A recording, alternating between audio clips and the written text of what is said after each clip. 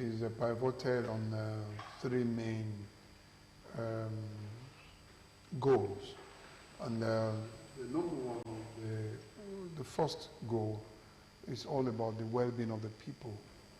It's all about looking at waste management as a preventive healthcare program that will ensure the well-being of the people through the provision of clean and livable environment. That is the number one objective for the reform. Then the second objective in the reform looks at having a sustainable waste management program, vis-a-vis looking at financial sustainability and talking about waste management and the possible of a cost recovery that can guarantee a kind of attention that is required by the people. You know, when you don't pay for service, you probably may not really value it. What you don't pay for, you don't value. And so it's all about having an institution that will ensure kind of a probity in making sure that people get value for the money they will pay for waste management, and that will ensure a kind of financial sustainability for the program, so that it must not be a financial burden on the state government, and at the same time people need to get value for even the sum they will pay. Then the third objective of the reform is all about job creation for our people.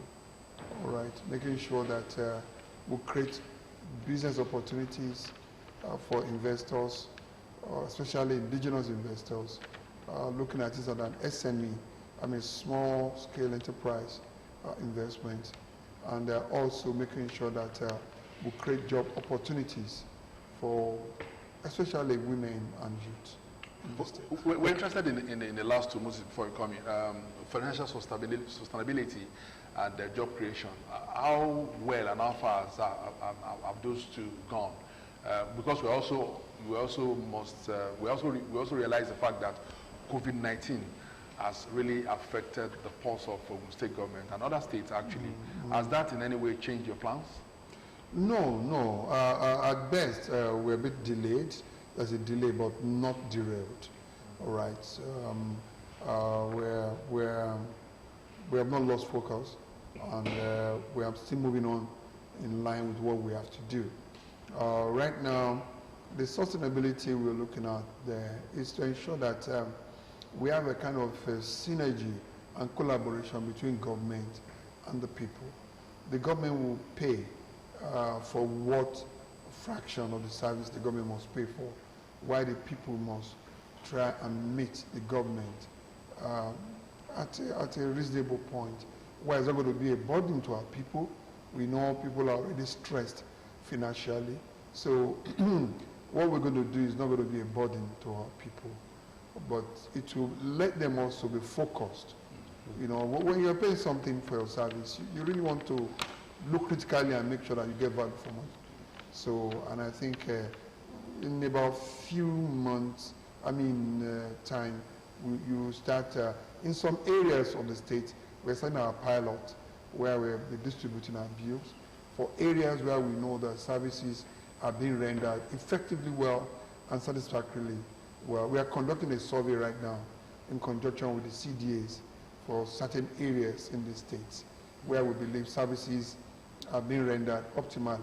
And right now, before now, government has been paying 100% since January.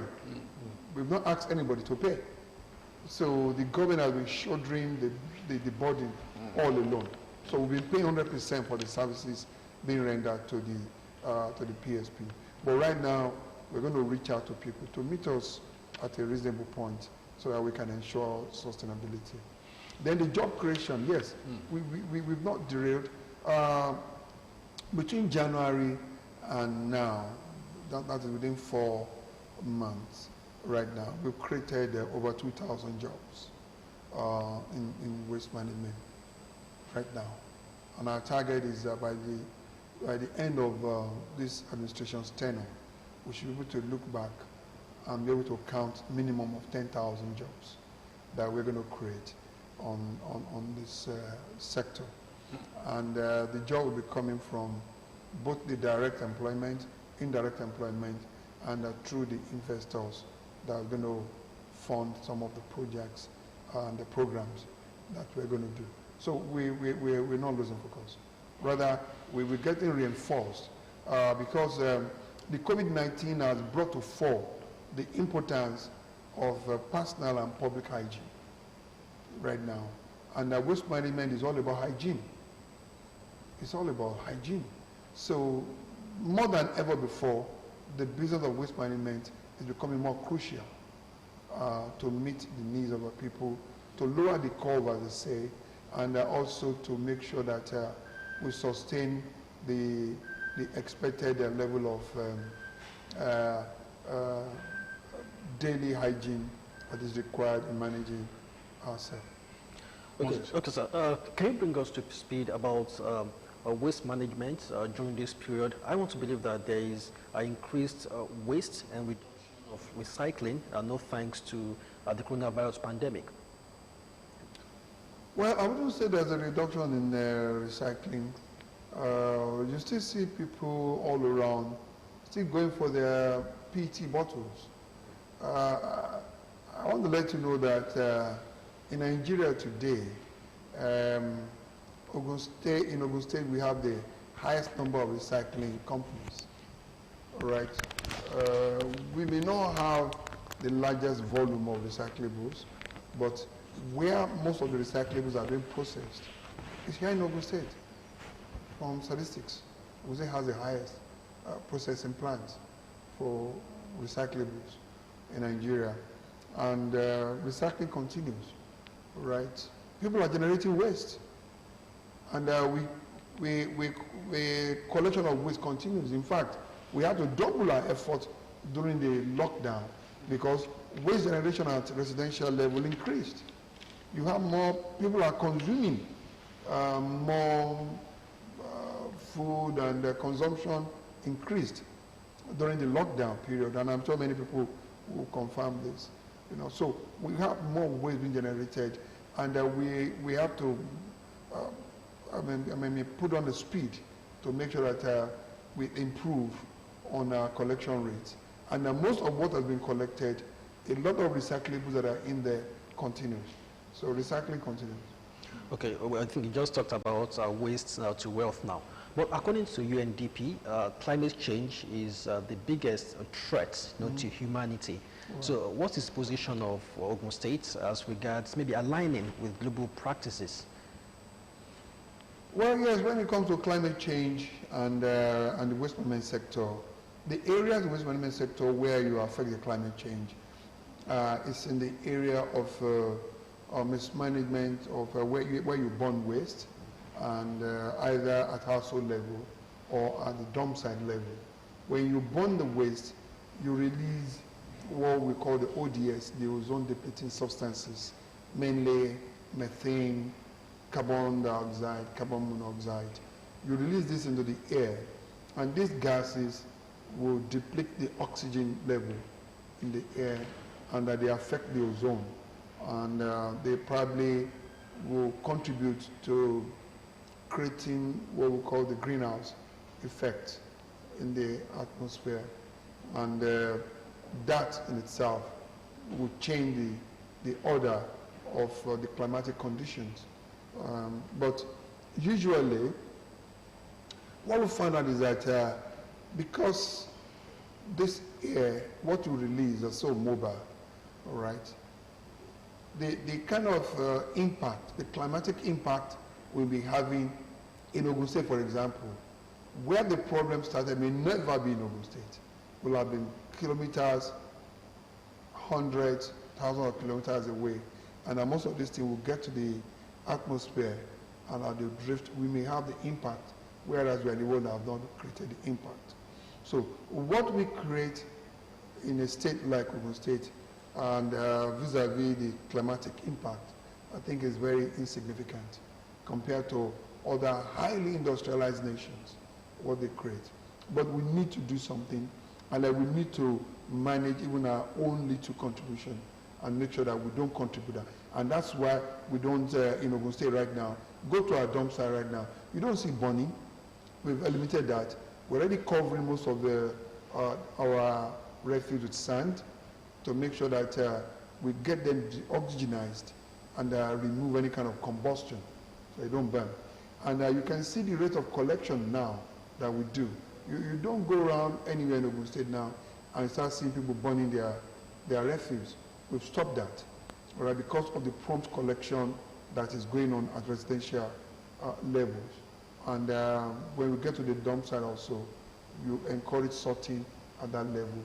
Though we are going to encourage household sorting, by the time we finish, by the time we accomplish 80% in our ownership of household containers, we're going to push for that, ownership of household containers. When we have 80% of the houses in Ogun State having their containers, the next level will be to start sorting at household level, and people get value for sorted material at household level. So it's really a marathon. All right. So what do you want to turn this waste to? I know we have electronic waste, we have plastic waste and other forms of waste out there that could be transformed into something useful, something beneficial to the society. You just talked about the waste to wealth concept initiative. So what are we planning to turn this waste into? Well, it's a whole lot of cocktail, and for every waste basket, all right, everything in there, 100% can be converted into useful material. You call it waste, we call it resource, all right? So it's basically you can divide your waste into two main categories: the wet waste and the dry waste, all right? The wet waste, most of the time, you can convert into compost, into organic materials. You can even use them to breed maggots or flies that will lay eggs that they convert into protein. You breed protein, animal protein from waste. All right, we have an area in Nigeria where the food waste that you drop off, we use it to raise some flies that lay some eggs that you harvest for animal feeds as protein. All right, then you can make compost from there. You can make briquettes from there. Several things you can make, and then you can generate methane for cooking in your house from your organic waste. That's from wet waste. And that means you can make even the sewage sludge, even with the kitchen waste, and shred everything and get them enriched in production of methane and the rest of it. Then for the dry waste, you have the plastics, various categories of plastics. Okay, the high density and the low density, the single use and the multiple use plastics. You have paper, you have wood, you have several things in the dry waste. And all, and I use the word all, can be converted into useful materials.